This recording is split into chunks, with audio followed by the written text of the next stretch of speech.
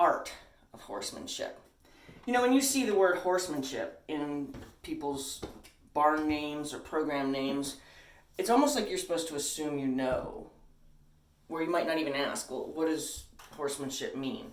Well, I'm going to do a class that's going to share with you what horsemanship means as it's related to my name. And what that is it's going to be more of like the art of communicating with horses, the art of listening to horses.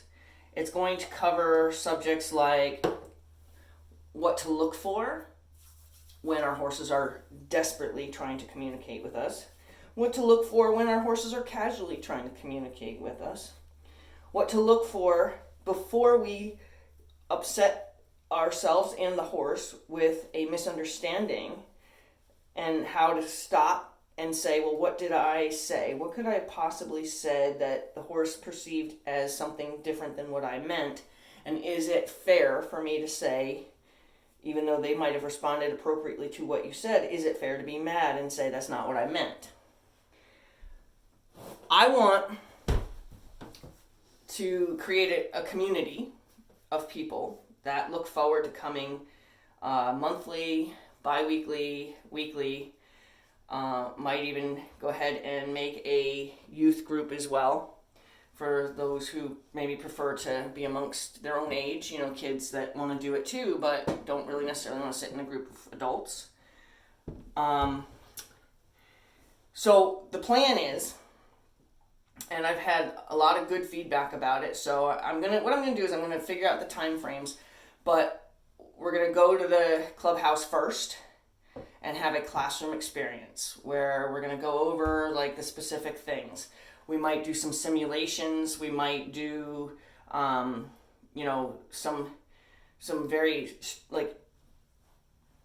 disciplined classroom type stuff. Then what we're gonna do is, I did a lesson last night that really worked out great with a simulation in the round pen. We actually let the horse loose and turned her back out with her friends. And then I was the pony. And anybody who's ever worked with me knows that I do simulations where I pretend to be the pony. And I'm a pretty naughty pony. But I help you without affecting your horse.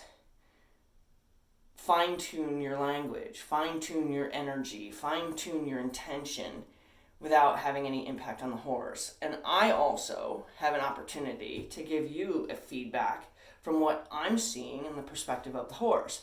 So like if I'm standing behind you and I'm watching something not go right, I might not see how your face communicated to the horse, but now being the horse, I can say, oh, like we did have an aha moment last night where the owner had been looking up, looking down, looking over, and the shifting eyes gave the horse the impression of indecision or confusion or lost leadership.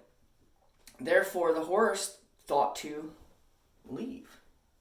She didn't leave because she didn't have respect. She left because she was uncomfortable with that kind of indecision. She didn't know that the owner was trying to communicate something more specific because her eyes were not saying anything specific. So unless I put myself in that position, I cannot give you the feedback either. Then what we're going to do is we're going to have me spend some time with my horses and demonstrate puzzles that we did at the classroom. So what we're going to do is we're going to spend about 15 minutes and we're going to design 3 puzzles together as a group. There's going to be like criteria, like, you know, the horse has to be able to go sideways, the horse has to be able to back up, the horse has to be able, and we're going to discuss what the horse needs to do to accomplish those puzzles successfully. And then we're going to go to the barn. And then I'm going to demonstrate with either one horse, all 3 puzzles, couple horses, just one puzzle, couple horse, all 3 puzzles, however we can get through it. But the idea is I have 8 horses. 2 I might not be able to incorporate in the program, but I have 8 horses that I can show you the different personality with the exact same task and how you would note the differences in the way the horse reacts to the energy, the way the horse reacts to the communication, and how you would have to alter it and adjust it to better suit that horse.